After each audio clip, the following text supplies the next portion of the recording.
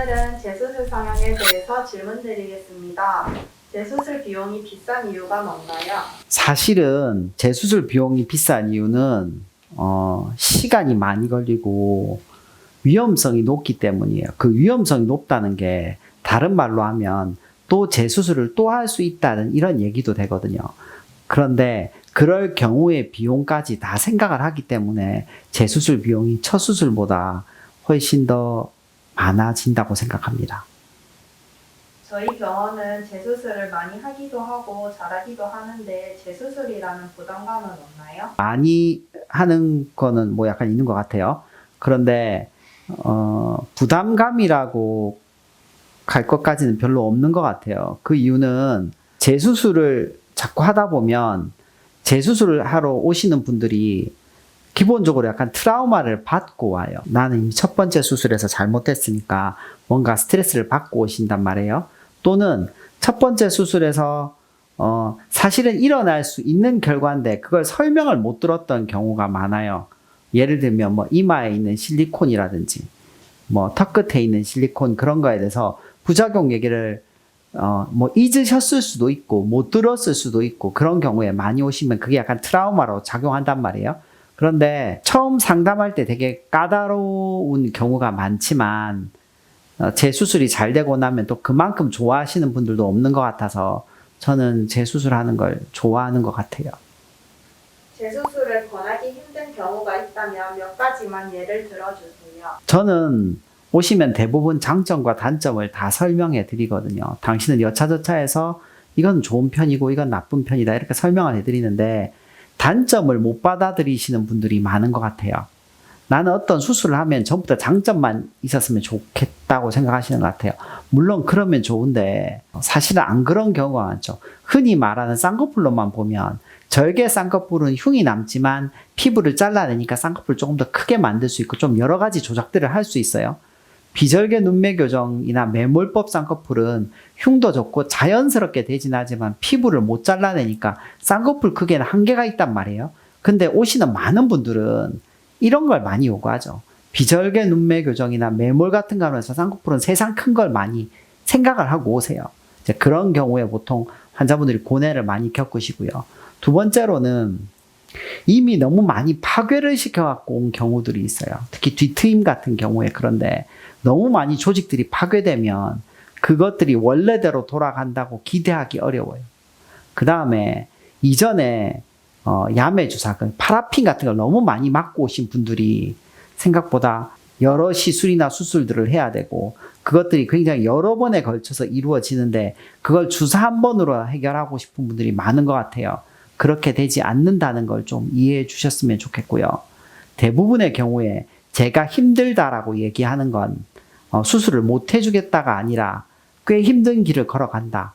예를 들면 뭐 점 같으면 레이저로 한번 빠바바박 지지면 끝일 수 있는데 뭐 이거는 수술을 너댓 번 해야 될 수도 있고 주사를 뭐 여러 번 맞을 수도 있고 굉장히 힘든 길을 걸어간다라고 얘기해 주시면 그걸 하기 싫다 이런 쪽으로 생각하지 마시고 아, 내 수술이 좀 복잡한가 보다 이걸 좀 이해해 주셨으면 좋겠어요.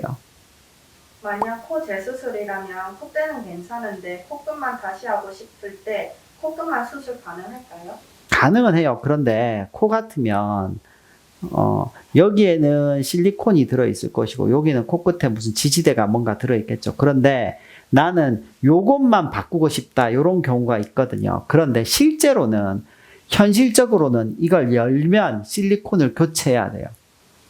여러 가지 이유에 따라 그런데 첫 번째로는 실리콘이 칼슘에 노출되기 때문에 석회화 될 수 있다는 여지를 봐서도 그렇고요. 그 다음에 여기를 움직여 버리면 이미 여기가 흔들리게 돼요.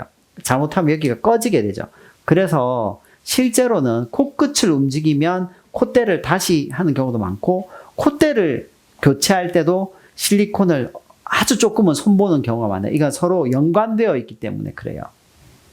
소세지는 재수술 시 라인을 얇게 변경 가능한가요? 네, 소세지 눈은 정말 애매한 문제거든요. 이게 소세지 눈이다 아니다에 대해서 애매한 문제인데 사실은 두 가지의 특징을 갖고 있어요. 하나는 세로로 눈을 잘 못 뜨는 거예요. 이건 눈매 교정을 잘 해주면 되는데 첫 번째로 그게 어렵고요. 두 번째로는 이 쌍꺼풀 주름이 너무 높은 데 가 있는 거예요. 그래서 이거를 두선 따기라는 기술로 이렇게 내리는데, 두선 따기로 내리면서 눈매 교정을 잘하는 게 생각보다 어려워요. 그래서 제가 늘 복잡하고 큰 수술이라고 설명을 드리고, 이걸 너무 간단하게 해결하는 분들에게는 수술을 잘 안 권하는 경우가 많아요.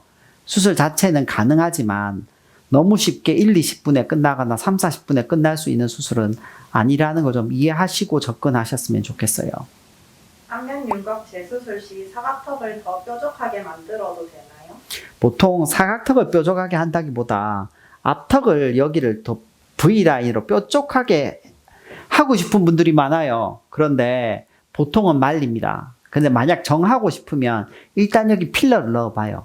비슷한 모양은 만들 수 있거든요. 그래서 그걸 정말 좋으면 그때 뼈를 깎아도 늦지 않아요. 내가 이랬으면 좋겠다고 생각하는 것과 진짜로 이랬으면 다른 거죠. 예를 들면 이거 비슷한 거예요. 입술을 통통하게 하는 수술이 있다고 쳐요. 그러면 그걸 하기 전에 입술에 필러를 넣어보는 걸 추천해요.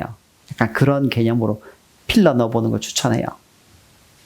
턱끝 실리콘이나 코 실리콘 제거 후에 기존 얼굴보다 더 낮아져 있을 수도 있나요? 설명은 그렇게 많이들 하시는데 이유는 그런 거예요. 뭐 코 실리콘이나 턱 끝에 실리콘을 제거하게 되면 특히 턱 끝에서 뼈 침습이 있으니까 그럴 수 있다고 얘기하지만, 뼈 침습은 솔직히 있을 수 있는 경우가 많아요. 하지만 그런다고 해서 낮아졌다는 얘기를 들어본 기억은 잘 없어요. 물론 그게 뭐 술자마다 기술의 차이가 있겠지만, 특히 코 같은 경우에는 피막이 싸고 있기 때문에 원래보다 낮아졌다는 얘기를 거의 듣지 못하고요. 턱 끝에서도 뭐 피부도 처질 수 있고 이상 감각도 생길 수 있고 뭐 그런 뭐 모든 얘기를 해드리긴 하지만, 그걸로 실제로 이런 일이 발생했다는 얘기를 들어본 적은 없어요. 끝으로 해주실 말씀은 없나요? 재수술을 생각하고 있는 여러분들께 재수술이 참 복잡하고 어렵고, 복잡하고 어렵기 때문에 의사들도 그냥 꼭 하세요 이런 말을 잘 안 하기도 하고 그렇지만, 내가 만약 이대로 사는 것이 너무 힘들다면 가까운 성형외과 전문의를 찾아서 한번 상담해 보는 걸 권해드려요. 수술로 어떤 문제가 발생했다면 수술로 해결하는 것도 저는 뭐 괜찮은 해결법이라고 생각하기 때문이고, 하지만 그 수술 결과에 대해서 항상 너무 큰 기대를 하시면 잘못하면 너무 큰 실망을 가질 수도 있으니까 평정심을 가지시고 상담을 임하시면 훨씬 더 좋은 결과가 있을 거라고 생각합니다. 감사합니다. 감사합니다.